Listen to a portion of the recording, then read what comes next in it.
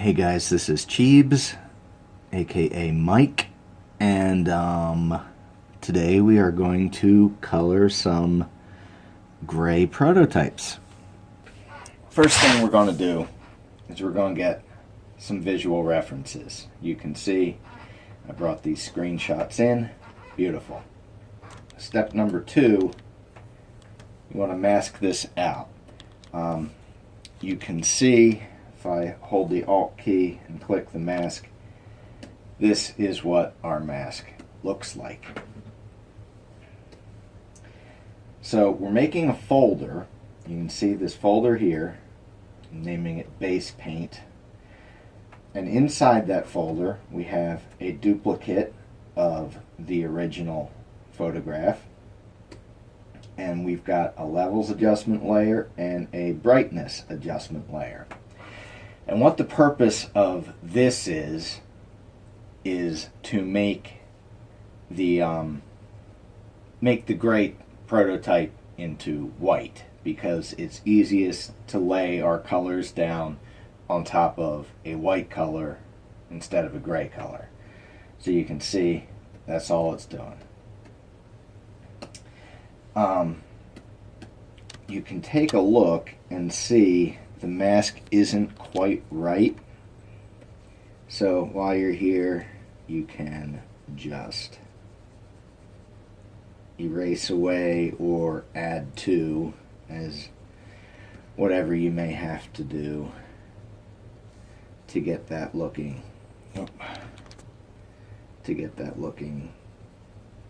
just the way it needs to be. Anyway, I'm not going to get too exact. So you got your mask and you've got these layers in there. Next thing we want to do is just put a big block of color. Just splat, excuse me, paint block in there. And we're going to take it, and the fill opacity of that layer we're going to take down to nothing.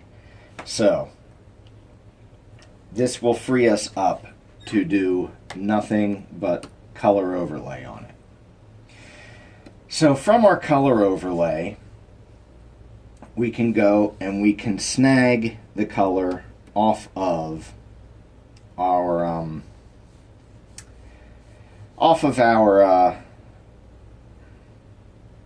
reference. So I like to choose, if there's a highlight or a shadow, I like to choose out of the shadow area. So now we need to set our blend mode. If it's normal, it's just a blob, so not normal. We set it to something like multiply. Okay, with multiply we can see the detail in the shadow area. So we haven't lost our shadows, but the whole thing looks like it's kind of made out of chalk. There's no highlights on it, so multiply is no good. If we go down to color burn, okay, now color burn is giving us reasonable highlights. The problem here, you can see with color burn, is all of our shadows are completely burnt out. So that's no good. And every other blending mode you try will have one of those two problems. It'll either be too chalky, or it'll be the shadows are burnt to a crisp. So here's what we're going to do. We are going to mix the shadows and the highlights independently. So first thing we do is we make our highlight layer. Get the color burn and adjust the opacity until you have reasonable looking highlights. So there's like that, reasonable looking highlights. And we say okay. Next thing we're going to do is we are going to disable our layer mask, because whenever we do anything, we want to do it to the whole picture. Because if we're doing it to the whole picture, if we ever have to tweak like the edge of a color layer or want to color a different part that same color, we don't have to do all this work all over again. Everything we do is to the entire picture, and then we just tweak it with the mask, so we never have to redo work. So we are going to disable our layer mask, so we're affecting the entire picture. So how are we going to get this to just be the highlights while throwing the shadow away? Well, first we're going to take everything that's making this, and we're going to duplicate it and throw the duplicate in a folder. So you can see this folder here, that's everything we're doing. So all we want is the highlights out of this. How do we do that? We make another layer mask and we apply this image to the layer mask. Image, apply image, okay. And you can see that image appears in the layer mask. There's another way to do this. If you don't want to do it that way, you could also say edit, or what the heck is select all? I always just do Control A. However you do select all. And then copy merged. And from copy merged, you could just paste it into there. Doesn't matter how you get it in there. Just get your image onto your layer mask. And as you can see here, everything that was in shadow is black on the layer mask. Everything that was a highlight is white in the layer mask. So the highlights will come through, the shadows will not. And you can even exaggerate that by image, adjust, levels, and just say, give me more of that. Make the whites whiter and make the darks darker. So we're really highlights coming through, shadows not coming through. Maybe not that much. Okay. So now that that is done, we'll just turn that layer off. We can turn our clipping mask back on here. Now we want to color the underneath area. We want to color the shadows. So I'll just make this white again, and we will turn on this same layer. And now instead of color burn, because color burn loses all the detail in the shadows, instead of color burn, we're going to do multiply.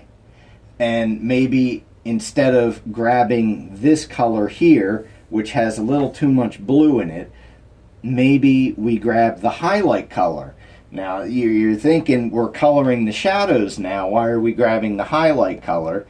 Well, since we're going into such a dark area, if we grab this darker color, we're still burying those shadows a little. So we grab the highlight color, and you can see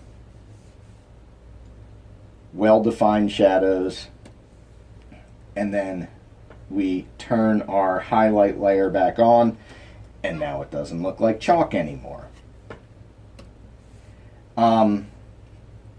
You can take this whole highlight layer and change the blending mode on it. For example, pass-through / normal looks like this, but screen looks like this. It's a little bit different. You can say how much of this highlight layer do we want? Like maybe it's not all the way to bright, maybe it's there. Once these are together, you can do further adjustment layers. You can put a levels layer up here. How bright do we want this overall? We could say how much contrast do we want? Well, whatever kind of adjustment layer you want, do it. And then we just take that concept and do it out for all of the other colors. And that's all there is to it. That's the gist of what we're doing here.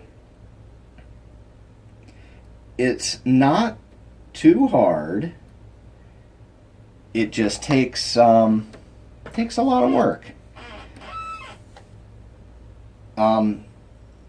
You can go back and you can iterate this once you're seeing it in context. You can say, maybe my highlight color, maybe I don't want it to be this. Maybe my highlight color, because he's in turquoise land, maybe my highlight color is more of this turquoise to make it look like his surroundings are reflecting off of him.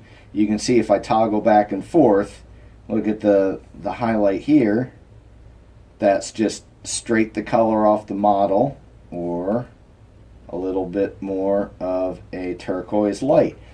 You can do something like that.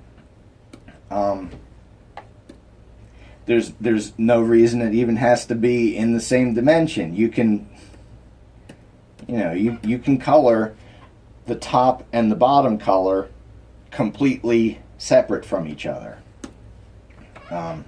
just as long as it visually makes sense. I think we'll do it like that because he is in this turquoise environment. And lastly, just for fun, and just to show you what I meant about, so say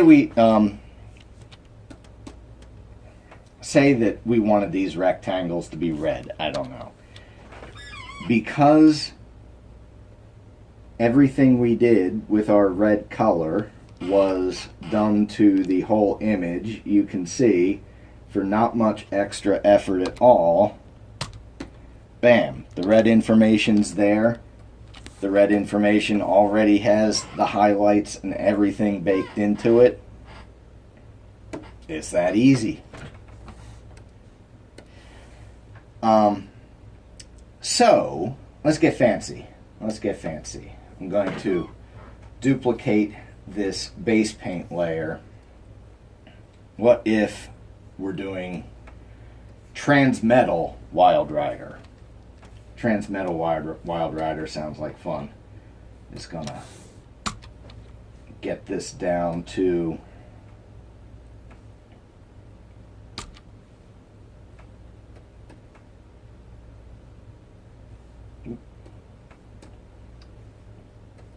okay, so here we are. It's our starting white starting point. So how do we make metal? Well, bring up a curves layer. The characteristic of metal is that sometimes the dark areas can be white because light can reflect into the metal. And sometimes the light areas can be dark because a dark object can reflect on a light surface. So, to make this metal, you take the darks and you make them light, and you take the lights and you make them dark. And bam, metal. So there's lots of ways you can adjust this to make it exactly to your liking. You can take the level underneath of it and take the midpoint slider here and you slide it back and forth and you see how that affects things. And you say, that's the metaliest looking position right there. That's one thing you can do. You can put more humps in this layer. So we could do that. We could do like an M shape. We could keep going. We could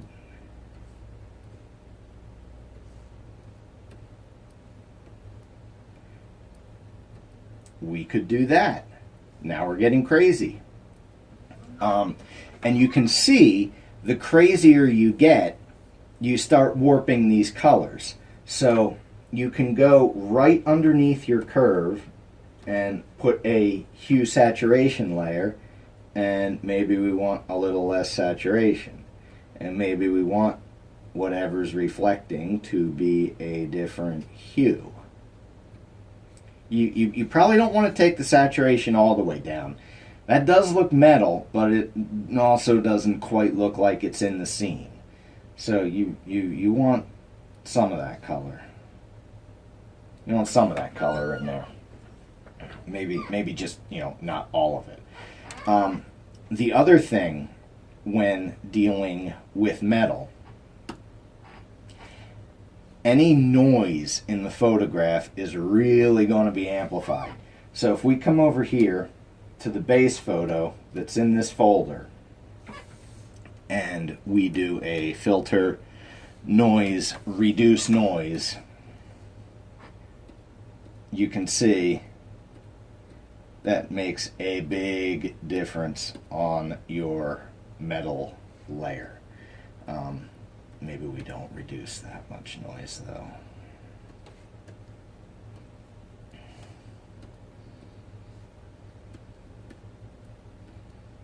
Something like that. Doesn't matter. Whatever. So, what do we do with this knowledge of metal? Well, for one, we can get a chrome effect by going really drastic with these peaks. That can make a chrome effect. We can get a light silver paint effect by going less drastic with these. Like maybe we don't even want that many peaks and humps, maybe.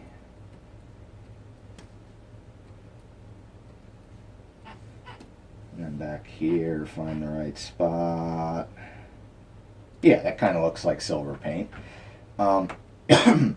Then, at the very top of this stack, we can throw another level slider and say maybe the silver is lighter overall, but then on top of that, it's a little more, like that. Maybe there. So you have control over how metallic you want it to look. So now let's really have fun with this material. Let's say that the highlights are very metallic looking. So we'll make ourselves a highlight layer out of this. Throw it in the folder, turn off the layer mask, apply that image to there, just like we did before.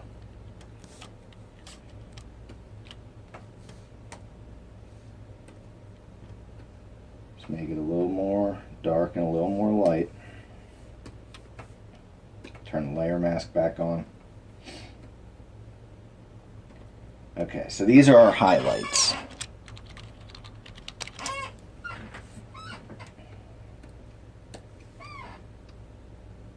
And maybe our highlights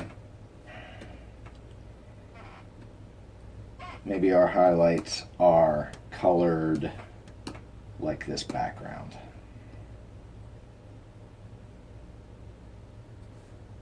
Highlights done. Boom. So now we'll turn the highlights back off. Maybe the shadows are completely different.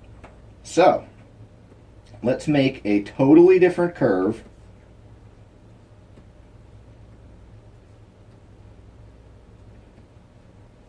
Let's see.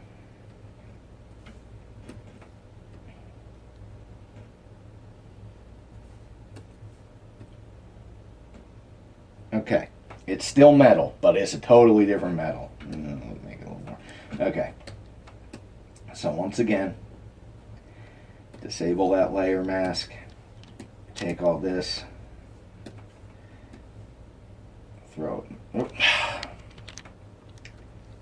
take all this, duplicate it, throw it in a folder.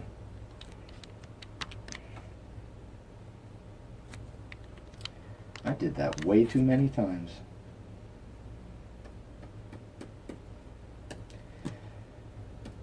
Throw it in a folder, apply the image to it.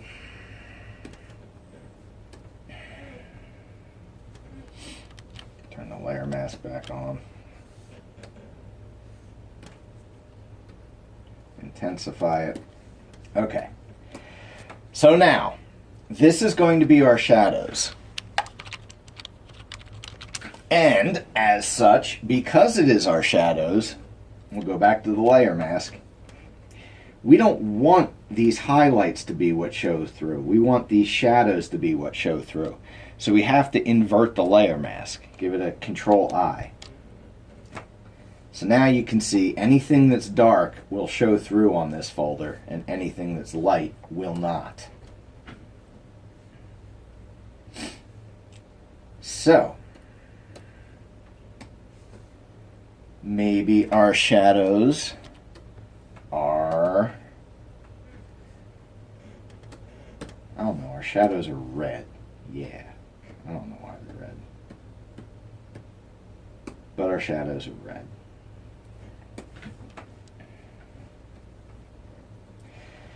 So, we can make the base image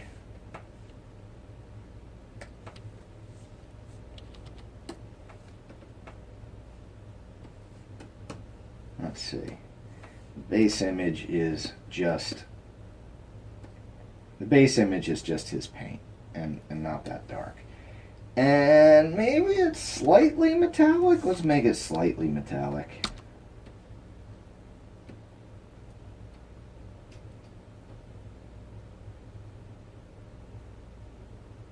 There we go. It's a little bit metallic. Then we put the shadows over it. Boom. And maybe the shadows is like a color multiply. Yeah, we'll multiply the shadows. And you can say, how much of those shadows do we want? There we go, like that. And then throw the highlights on top. Maybe we don't want that much. Maybe like.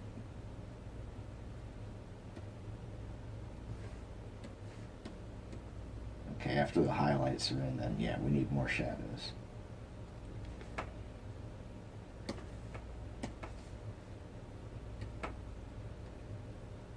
And then the whole thing a little bit lighter, but also with a little more contrast. Something like that. Throw the other on top. And then when it's all done, you can say, well, I don't want it to be that color. I want it to be, I don't know, his base is dark green and the highlights are reflecting, not a turquoise, but they're reflecting, I don't know, off of his arm. Maybe not that much. You can color it however you want. And that's how we do metal effects. Now, if I was really sitting down to do this metal effect, there's lots of detail work. You can see you get a bunch of jaggies. You know, maybe if you blur.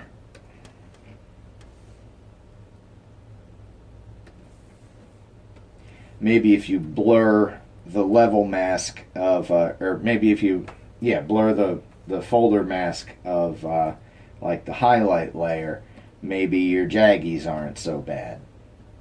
You know, little detail work. It takes a long time to get something like metal right. But that's just basically how you do it. So anyway, turn that off. And we'll get rid of this red. I have been Cheebs/Mike. And that's how you do this. Later.